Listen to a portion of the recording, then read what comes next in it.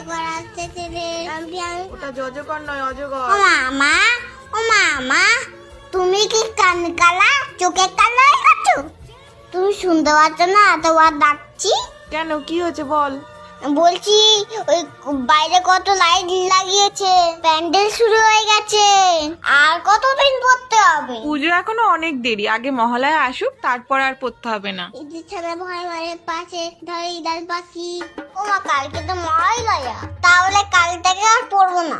আচ্ছা ঠিক আছে, তাহলে এখন মন দিয়ে পড়ো। সেইটি ঈদের ছাড়া কি জানো?